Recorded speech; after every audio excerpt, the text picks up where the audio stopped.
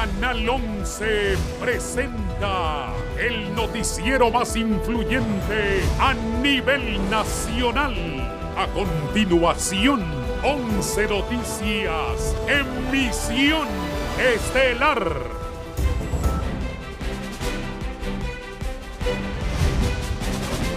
Vea a continuación en 11 Noticias, emisión estelar. Diputados nacionalistas viajan a Washington a denunciar por presunta persecución al gobierno y surgen duras críticas en su contra. Presidenta Xiomara Castro es recibida en Roma por su homólogo italiano Sergio Mattarella.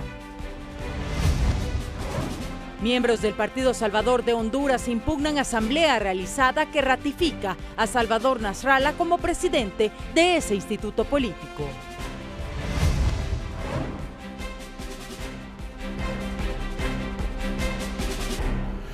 Buenas noches, bienvenidos a 11 Noticias. Es un gusto saludarlos. Estamos listos para llevar las informaciones de este miércoles. Hoy es 19 de octubre. Buenas noches, Andrea. Buenas noches, licenciado. Buenas noches a usted que amablemente nos acompaña y se informa con nosotros. A continuación, más de nuestros titulares. Precio del dólar alcanza los 24 lempiras con 81 centavos. En el marco del Día Internacional de la Lucha contra el Cáncer de Mama, revelan que en Honduras a diario se detectan 3 casos de la enfermedad. Esto y más a continuación en 11 Noticias, emisión estelar. El diputado disidente del Partido Nacional, Rolando Barahona, asegura que los parlamentarios que viajaron a Washington a denunciar el actual gobierno no tienen argumentos sólidos para formular dicha presentación y que no hay ninguna persecución en contra de ellos. Una comitiva de diputados del Partido Nacional viajó hacia la ciudad de Washington para presentar una denuncia en la Comisión Interamericana de Derechos Humanos por presunta persecución política por parte del Gobierno de Libertad y Refundación.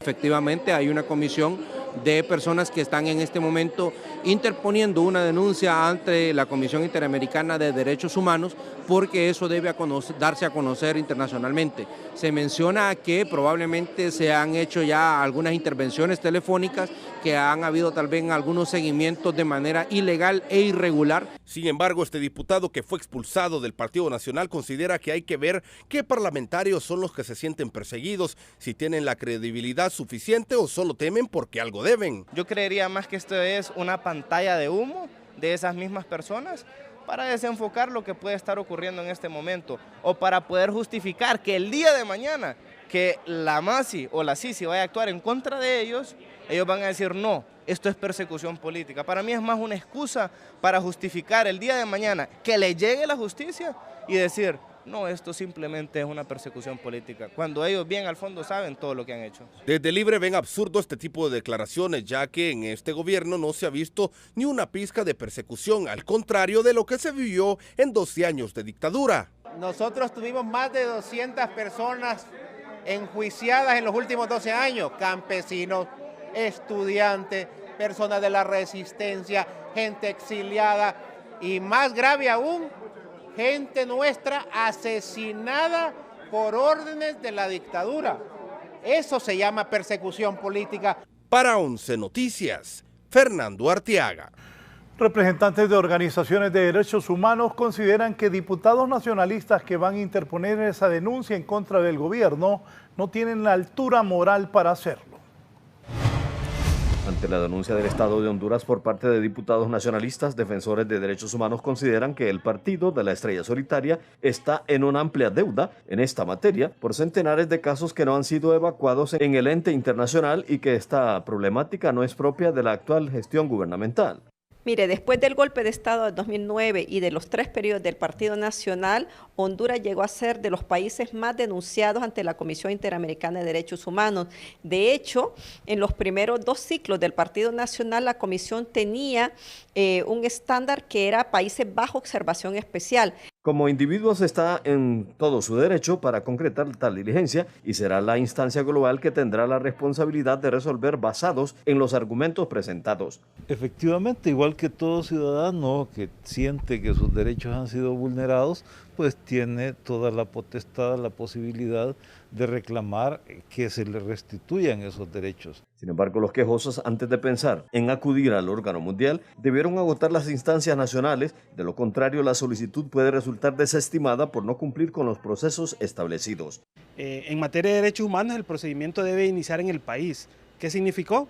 Que estos diputados y diputadas, si sienten algún tipo de amenaza, persecución o daño a su integridad, debieron de verse abocados a la Fiscalía Especial de Derechos Humanos del Ministerio Público. Según los entendidos, el Estado de Honduras tiene 26 sentencias condenatorias, pero ninguna de la actual gestión gubernamental. Asimismo, están pendientes otras más que corresponden a los últimos 12 años. Para 11 Noticias, Giovanni Villalobos. En otro tema, una facción del Partido Salvador de Honduras impugnó ante el Consejo Nacional Electoral la asamblea que el fin de semana recién pasado ratificó a Salvador Nasralla como presidente de ese instituto político.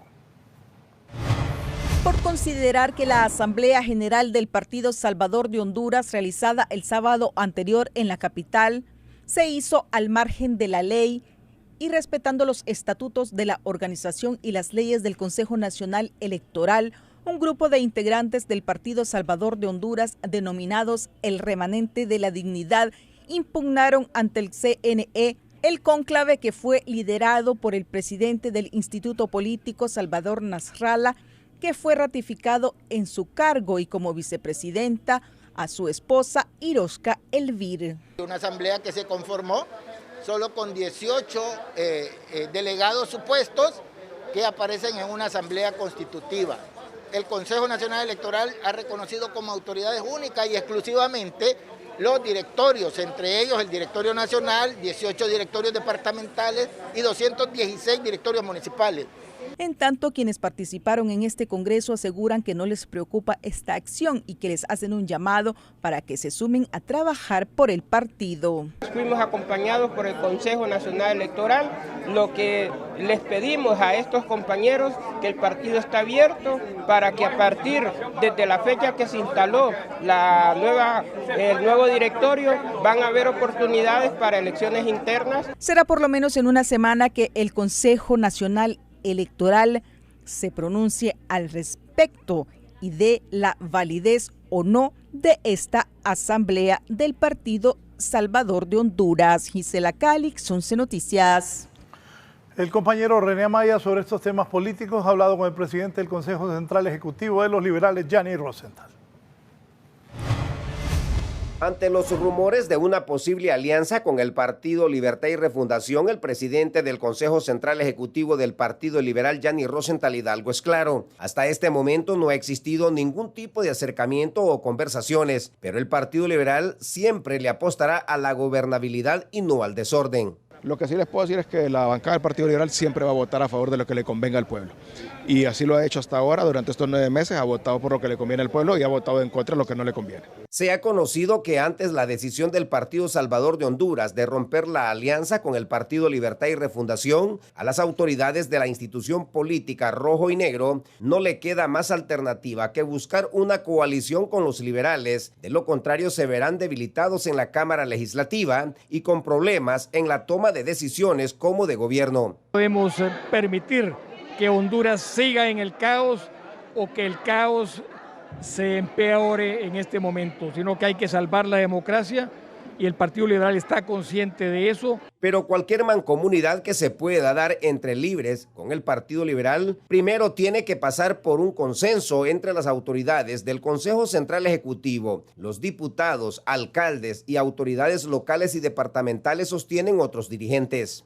Hay que tener mucho cuidado con las alianzas en este momento, hay que saberlas manejar muy bien y hacerlas, en el caso de nuestro partido, hacer las consultas correspondientes. En el Partido Rojo, Blanco y Rojo solo están a la espera del llamado de la dirigencia del Partido Libre para entrarle a las conversaciones, sostienen las autoridades de dicha institución política del país. René Amaya, 11 Noticias. Y los diputados están conscientes que ante la ruptura de la alianza entre el Partido Libertad y Refundación y PSH, el titular del Poder Legislativo deberá de redoblar los esfuerzos para buscar consensos en la elección de la nueva Corte Suprema de Justicia.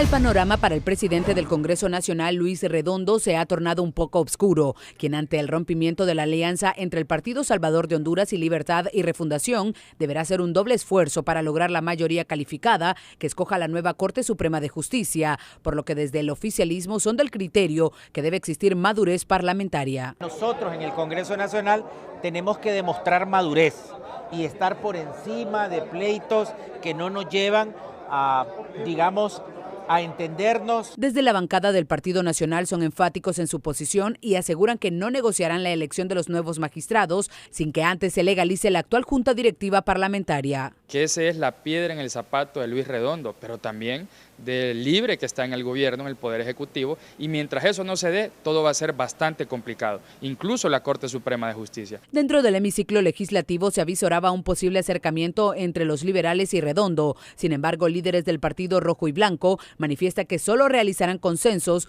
con los partidos que compartan su ideología. Nosotros estamos dispuestos para hacer consensos con todas las diferentes bancadas que tengan el mismo pensamiento y la misma ideología.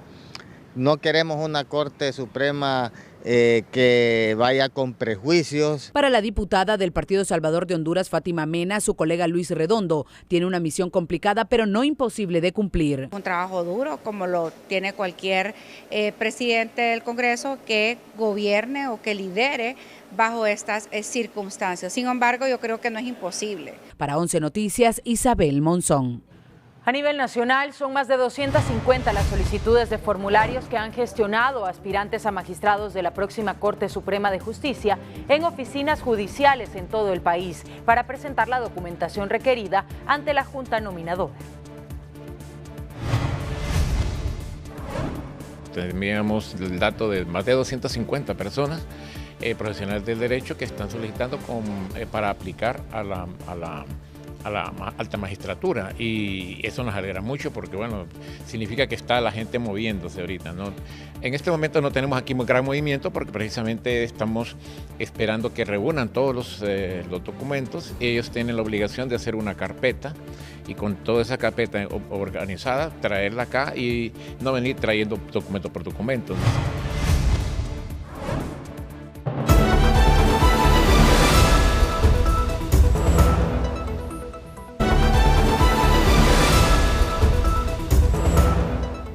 La presidenta de Honduras, Xiomara Castro, fue recibida hoy en Roma por el presidente de Italia, Sergio Mattarella. Tras su comparecencia ante la FAO, la presidenta Xiomara Castro Sarmiento fue recibida este día por el presidente italiano Sergio Mattarella en el Palacio Quirinale en Roma, donde lograron acuerdos positivos relacionados a la parte turística, reanudar los programas de cooperación, los que se vieron afectados en los últimos años por el debilitamiento del Estado de Derecho en el país. Se llevó a cabo una reunión de la presidenta Castro con el presidente de la República Italiana, el señor Mattarella, con quien también se hablaron de cómo reforzar las relaciones, cómo se relanzan las relaciones que estaban en bajos niveles. Sobre todo la presidenta hizo hincapié en la necesidad de una mayor presencia italiana, un país como que hemos tenido una historia muy importante, sobre todo en áreas como la infraestructura. No olvidemos las grandes empresas que construyeron muchas de las carreteras hondureñas hace mucho tiempo atrás y represas como la de Nacaome. La presidenta Castro fue acompañada por el secretario privado Héctor Zelaya, el secretario de Relaciones Exteriores Enrique Reina, el de Desarrollo Económico Pedro Barquero y el embajador de Honduras en aquel país, Ernesto Pumpo. Este tipo de acercamiento solo demuestra que el gobierno de la presidenta Castro está dispuesto a recuperar las relaciones diplomáticas con todos los países del mundo, sostienen otros expertos. El ámbito internacional está recuperando poco a poco el prestigio, el nombre de nuestro país, dando lecciones de dignidad, de interés verdaderamente por reinsertarse en la comunidad internacional en condiciones que sean favorables también para nuestro país. Al igual que el presidente Mattarella, también un grupo de empresarios de aquella nación están dispuestos a venir a invertir al país en el área agrícola, construcción de represas, asesorías para mejorar la calidad productiva, entre otros rubros. No hay duda de que tiene mucha esperanza, pues, el pueblo hondureño de que esa cooperación se va a concretizar para el sector agrícola, para el sector empresarial, para todos los aspectos fundamentales. La presidenta de la República también se reunirá este jueves en Ciudad del Vaticano con el representante de la Iglesia Católica Mundial, el Papa Francisco. René Amaya, 11 Noticias. Diputados hondureños han conformado un frente parlamentario de apoyo a la Comisión Internacional de Lucha contra la Corrupción y la Impunidad. Fernando Arteaga ha estado en el Congreso dándole cobertura a lo que han formado estos diputados. Un grupo de diputados de diferentes partidos conformaron este miércoles el Frente Parlamentario de Apoyo a la Comisión Internacional contra la Corrupción e Impunidad en Honduras. Estamos tomando la iniciativa como hombres y mujeres comprometidos con el pueblo, hombres y mujeres honorables que representan este nuevo Congreso Nacional, para hacer lo que siempre se tuvo que haber hecho en el Congreso Nacional en esta nueva era. La entidad está integrada por parlamentarios de distintos partidos políticos, además de la designada presidencial Doris Gutiérrez. Fueron 69 diputados de este Congreso Nacional que derogaron el convenio con la MASI. Es para que no se nos olvide quiénes fueron los que le pusieron la lápida a la MASI. El frente tiene como meta la pronta firma y ratificación del convenio por el Estado para la instalación de la esperada comisión, por lo que aún faltan varias leyes que derogar desde ese Congreso. Respaldamos la petición y vamos a hacer todo lo posible para que su instalación sea lo más rápido posible aquí en el Congreso Nacional. El frente inició como el Frente Parlamentario de Apoyo a la MASI y tras su salida por decisión del gobierno anterior de no renovar el convenio, se transformó en el Frente Parlamentario contra la Corrupción. Para 11 Noticias, Fernando Arteaga. La iniciativa encaminada a derogar un nuevo código penal genera controversia entre los profesionales del derecho. Giovanni Villalobos. Ante la idea de la solicitud de la derogación del Código Penal bajo el decreto 130/2017, vigente desde el 10 de mayo de 2017, por parte de la Comisión Especial del Congreso Nacional, hay una serie de posturas a favor y en contra. Hay quienes creen que esto es factible, pero con el concurso de expertos para no dejar cabo suelto, y otros años después se quiera volver a la misma iniciativa. Requiere antropólogos, sociólogos, economistas, criminólogos, y definir una política criminal. Otros no creen conveniente tal iniciativa, pues fue elaborado suficientemente socializado para su aprobación y son más las bondades que los desaciertos a lo largo de su aplicación y no hay necesidad de abrogarlo, según operadores de justicia con amplia experiencia. Su derogación total. La derogación total de un código penal implica mucho trabajo, implicaría hacer todo un nuevo código o un nuevo proyecto. Desde cero. Cada nueva administración quiere una norma de ese tipo a su medida, pero por los requisitos a cumplir, esta no estaría vigente sino después de concluido el actual gobierno. Un nuevo código va a entrar en vigencia a finales de este año o va a entrar en vigencia el próximo año. Definitivamente hacer un nuevo código es una cosa de años, más la vacatio legis. Profesionales del derecho consideran que basta con aplicar la norma tal y como lo reza la hermenéutica jurídica, además de jueces con óptima honorabilidad y compromiso solo con el imperio de la ley. Aplicarse de forma enérgica lo que es la ley, independientemente la persona que se le aplique, porque así la diosa Temis no ve, no escucha y no habla. Para 11 Noticias, Giovanni Villalobos. Y el actual ministro de Seguridad, Ramón Savillón, y autoridades del Ministerio Público llegaron al Congreso Nacional a informar sobre el avance de las investigaciones de la muerte de 3 jóvenes en la Academia Nacional de Policía en los recientes días. Miembros de la Comisión Especial del Congreso Nacional, integrada por diputados de diferentes bancadas, se reunieron este martes con las autoridades de seguridad encabezadas por el ministro Ramón Savillón y el director de la Policía, Gustavo Sánchez, para informar sobre la muerte de los aspirantes a policías en la ANAPO. A pesar de que es una investigación que está en curso y que hay algunos temas en secretividad, han sido lo más precisos, sobre todo la Policía Nacional, en hacernos una relación de hechos de lo que ocurrieron en ese momento. El ministro de Seguridad, Ramón Savillón, dijo que el informe final de la investigación científica será la base para tomar acciones administrativas y legales en caso de que haya responsabilidad policial en la muerte de estas 3 personas. Hemos hecho las coordinaciones también para que toda esta verdad científica se descubra y también sea la base para la toma de los procesos que pudiesen existir derivados de ella, tanto procesos administrativos como procesos legales. Otros diputados consideran que la responsabilidad de este terrible hecho es de la Policía Nacional, por lo que se debe de deducir las consecuencias correspondientes. Hay que hablar las cosas de manera clara. Agradecemos a la Secretaría de Seguridad, al director de la policía por su apertura en brindar la información que se necesita. Pero responsabilidad existe. Esa gente llegó a hacerse un examen caminando y muchos de ellos perdieron su vida. Tenemos que determinar el nivel de responsabilidad de los hechos de ese día. Para 11 Noticias, Fernando Arteaga.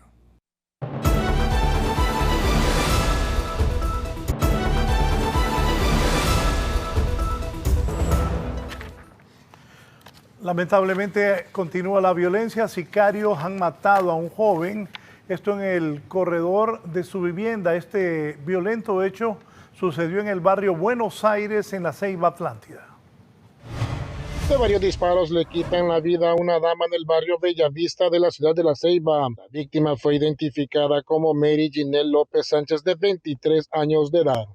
Que dos individuos a bordo de una motocicleta dispararon en reiteradas ocasiones contra la humanidad de una fémina, esta que estaba en el interior de una casa de habitación, quien fue identificada como Mary Ginel López, de 21 años de edad aproximadamente, donde medicina forense, pues es una información preliminar, se está a la espera del lugar, donde aparentemente, como repitiendo la narración de hechos, dispararon contra la humanidad de la fémina con arma de fuego, donde posteriormente será trasladado el cuerpo sin vida hacia la morgue judicial para continuar con la autopsia correspondiente y ciencias que aplique medicina forense. Según informes, un individuo a bordo de una motocicleta llegó frente a la vivienda de la víctima y le disparó cuando estaba en el corredor. El esposo de ella anda embarcado, el de la muchacha, el que está ahí, la muerta. ¿Más o menos qué edad tenía él? Algunos 20 años, supuestamente, 20, 25 por ahí. La verdad que yo no la conocía. Bastante joven, ¿va? Bastante joven, sí. Solo la miraba de ahí, pero yo nunca platiqué, nunca entré ahí. Lamentable la inseguridad en el país. Lamentable, doloroso, pues, que le quiten la vida a una mujer. Deja una niña de 8 meses, creo que tiene la niña que deja, pues. Ya está. El marido anda embarcado luchando para su familia y se encuentra con un caso como este. Es doloroso, definitivamente. Hasta el momento, autoridades desconocen hechores y móviles de este crimen contra una joven de 23 años, hecho ocurrido la mañana de este miércoles en la ciudad de La Ceiba. Para 11 Noticias, César Funes. Vamos del Atlántico al oriente. Han asesinado en Moroselí, El Paraíso, a una persona parte de la comunidad LGTB, quien hace pocos días había regresado de los Estados Unidos a Honduras. Un miembro de la comunidad LGBTI fue asesinado el martes por sujetos desconocidos, esto en la colonia José Tomás Moncada, en el municipio de Moroselí, departamento del Paraíso. La víctima fue identificada como Kelvin Núñez, quien se hacía llamar Melissa Núñez, de 25 años de edad. Dio parte de un hecho que se suscitó de tipo homicida, ¿verdad?, en el sector de Moroselí, específicamente en la colonia José Tomás Moncada de ese municipio, donde lastimosamente pues perdió la vida una persona, ¿verdad?, del sexo masculino, de nombre Kelvin de Jesús Núñez, residente del barrio Las Flores del mismo sector. Según algunas investigaciones, ¿verdad?, y algunos relatos de testigos protegidos, pues se dice que él llegó a su casa de habitación con algunos amigos, amigas en este caso, y pues él salió de su casa, ¿verdad?, por un momento, y pues sin mediar palabra, dos personas habrían disparado con arma de fuego contra la humanidad de él, perdiendo la vida de manera inmediata, ¿verdad? Según amigos de la víctima, Núñez llegó recientemente al país desde los Estados Unidos. Núñez, al parecer, se encontraba en las cercanías de su vivienda cuando sujetos a bordo de un vehículo se bajaron y le dispararon en varias ocasiones. Para la policía, esto se convierte en un crimen de impacto. Así es, bueno, se maneja información de que él había vivido por algún tiempo en el extranjero y que recientemente había llegado a tierras hondureñas.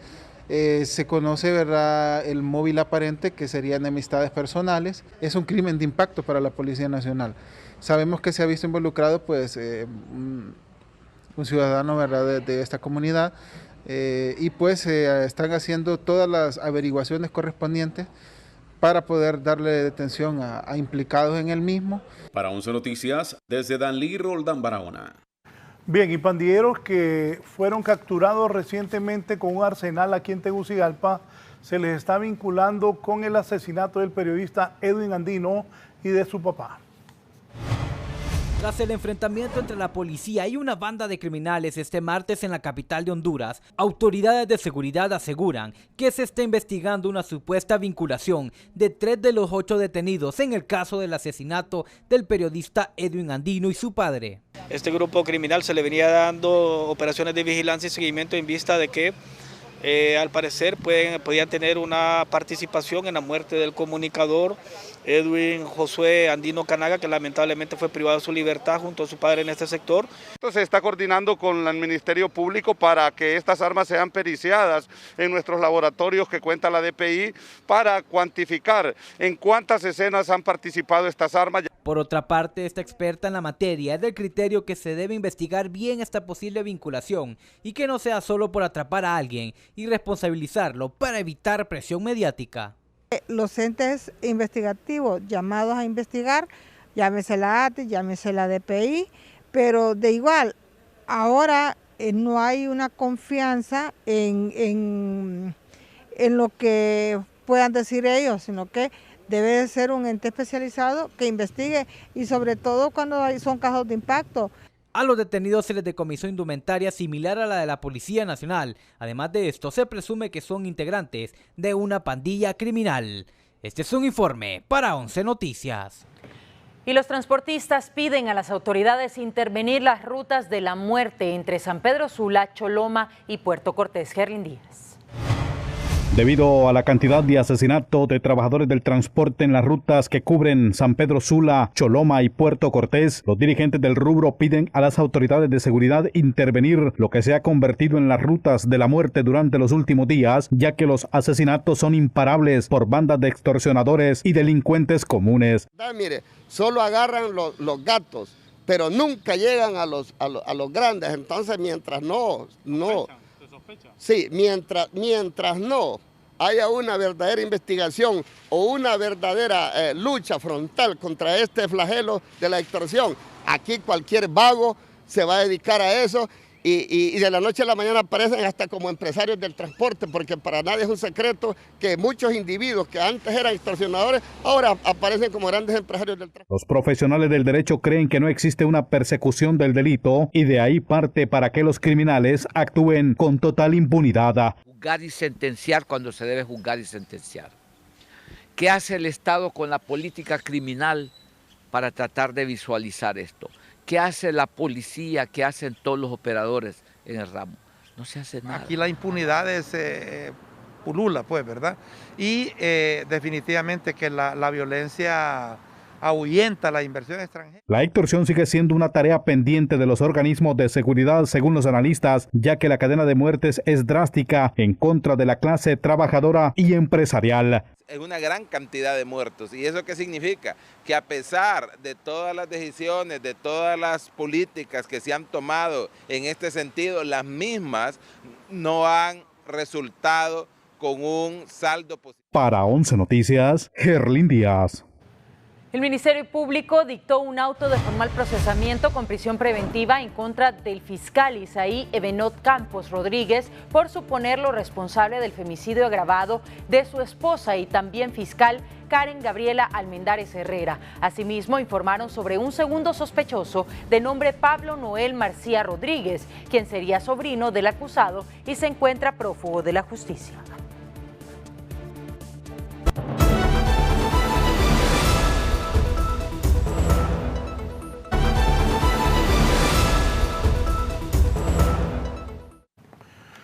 El gobierno descarta aplicar congelamiento de precios a los productos de la canasta básica.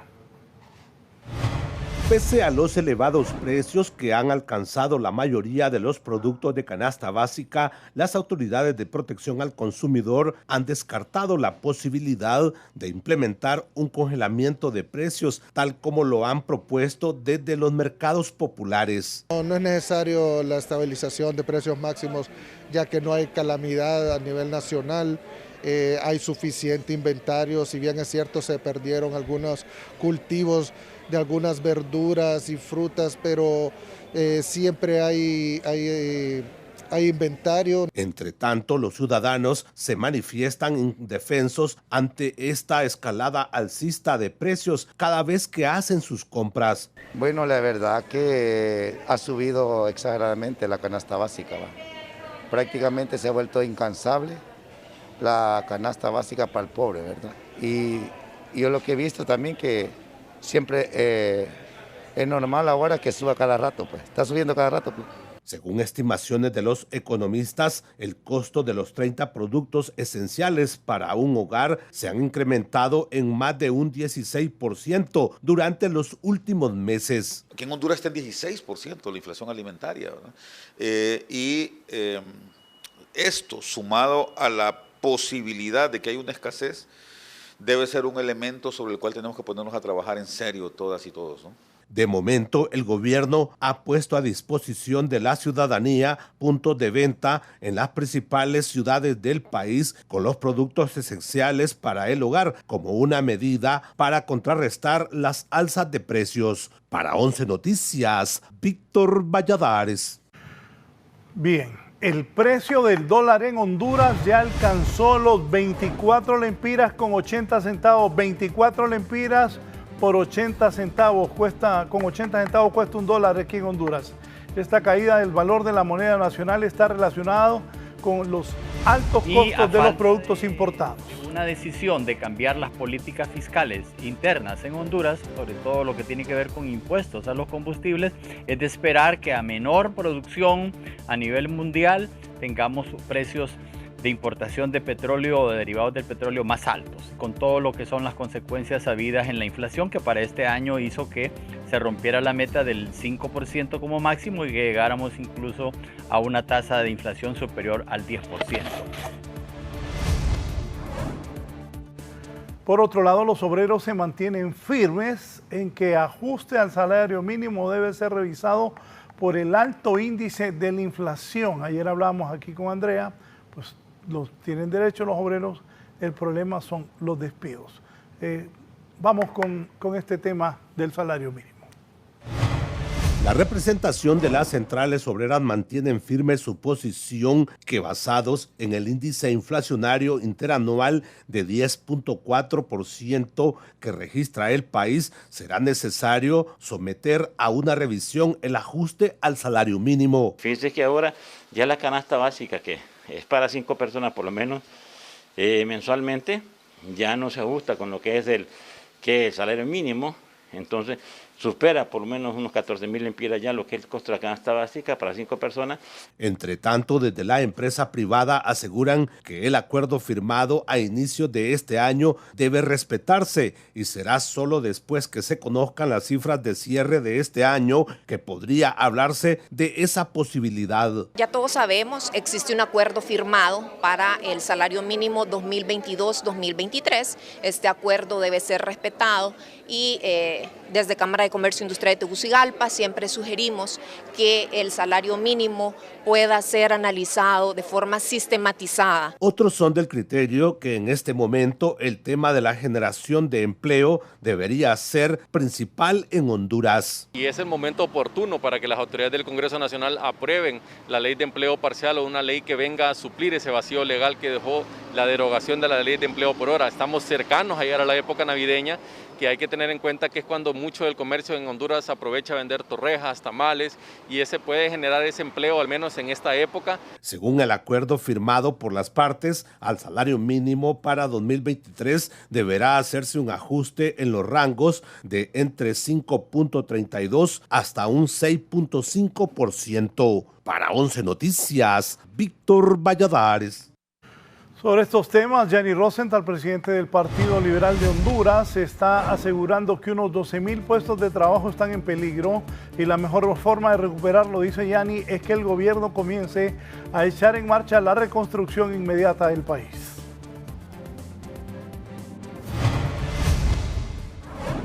Sabemos que hay varias maquilas que están cerrando. Hay una empresa grande, Jasper creo que se llama, la maquila que estará cerrando en los próximos días. Son 2.000 personas que pierden su empleo ahí. Otra de las empresas grandísimas que produce ropa en el Valle de Sula está reduciendo su planilla en 1.200 personas. Hemos escuchado estimados de que hasta 12.000 personas van a perder su empleo. Son 12.000 familias que van para la calle prácticamente y eso es sumamente preocupante para nosotros.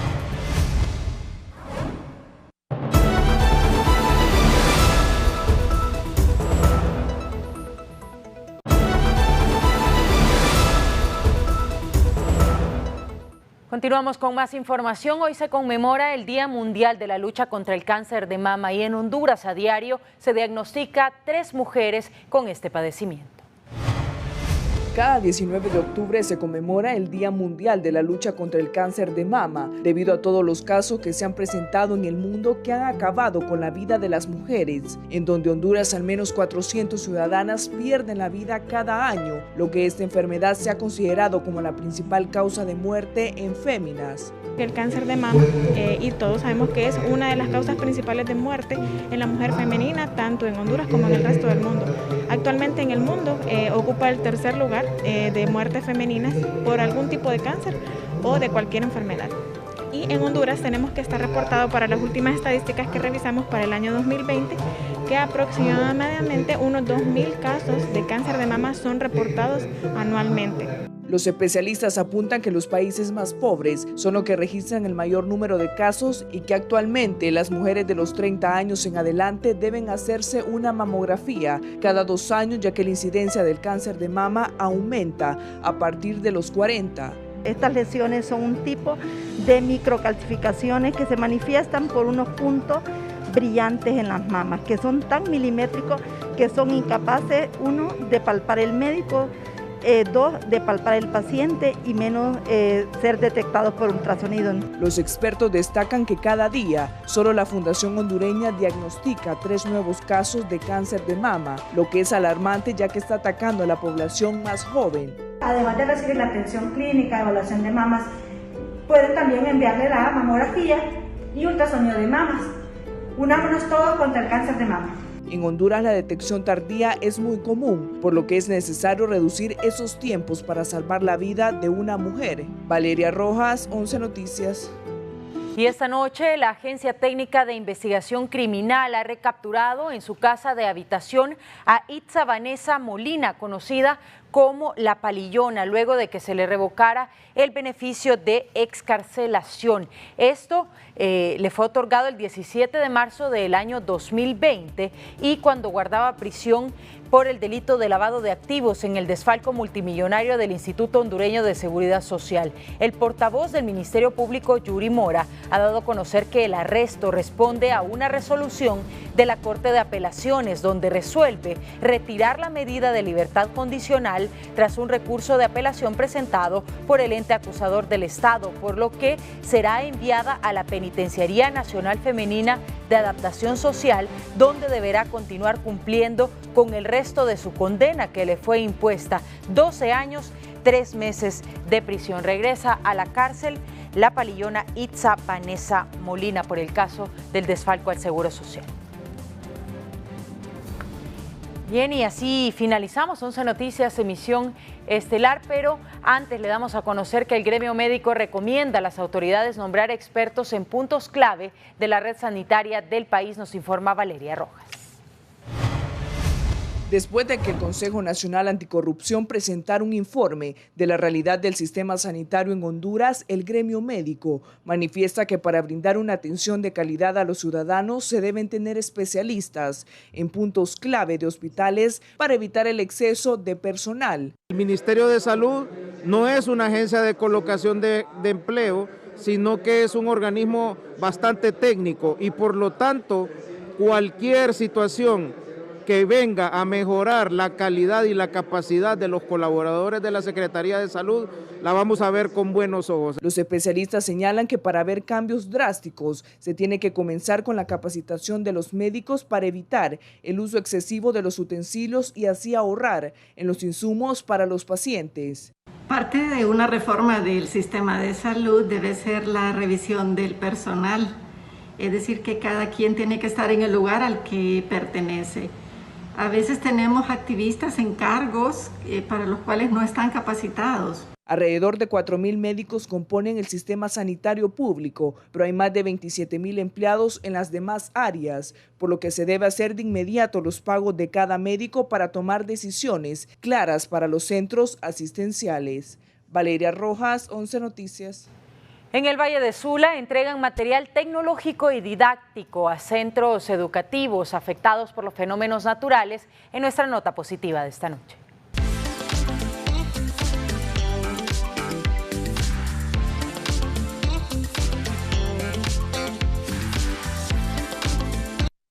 Autoridades de la Asociación de Municipios de Honduras hicieron la entrega de material tecnológico y didáctico a centros educativos que fueron destruidos por fenómenos naturales ETA e IOTA y que cuya población también es de escasos recursos económicos. Valor a nivel nacional, más de 5 millones de lempiras, casi 12.000 aparatos entre tablet y iPad. Y tablet y laptop, lógicamente para los jóvenes y también para los docentes, donde nos va a permitir el acompañamiento permanente para que sepan el buen uso de la parte digital. Los alcaldes beneficiados dicen que este tipo de ayudas son esenciales porque se proyecta en el campo de la educación, donde hay crisis producto también de la pandemia.